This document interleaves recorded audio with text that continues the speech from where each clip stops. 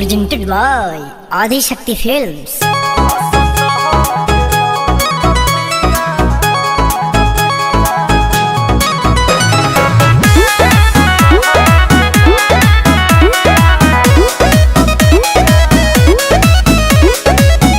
काहे मुँह लटकल बाटे बोला तो हार हो टेंशन काले ले बहरा राजा जी हमार हो ने हो काहे मुँह लटकल बाटे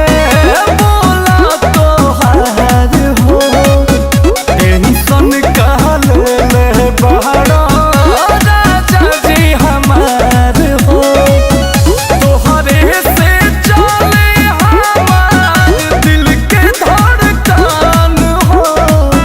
कर जा सुनो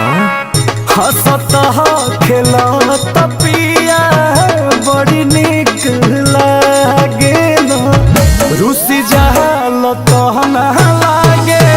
मन चुपचाप रही के गोली दिलवा पे दागेला तू ही बाहर जी नहकी के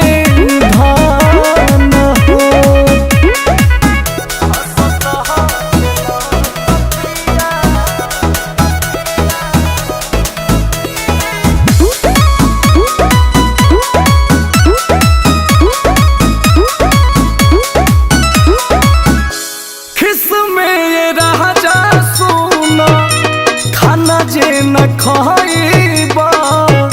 मोट बड़ा पियाऊ हमारे बहत्तर हो जाइबा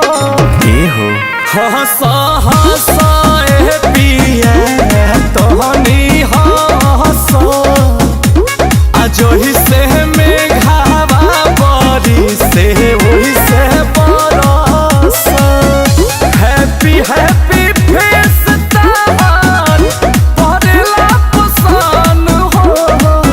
एकदम चांद जस लागेलो हंसता खेलता पिया बड़ी निक लागेला रुसी जाल तो ना लागे मन चुपचाप रही के गोली दिलवा पहता गेला तू ही बाहर जी नहगे के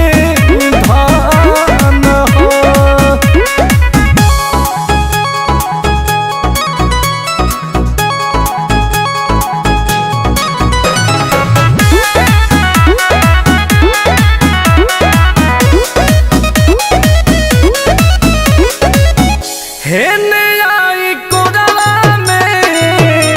माथा सुहुरा दे अपना चरवा से बेना हक के सुता दे आवना पिया अंकुश नहीं मन मारी आई से कुछ हो जाई तारा जी अब कोई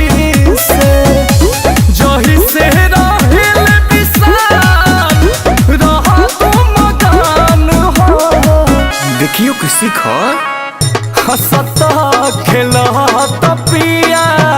बड़ी निक लागेला रुसी जाल तो ना लागे मन हो श्याम आकाश गोली दिलवा पहता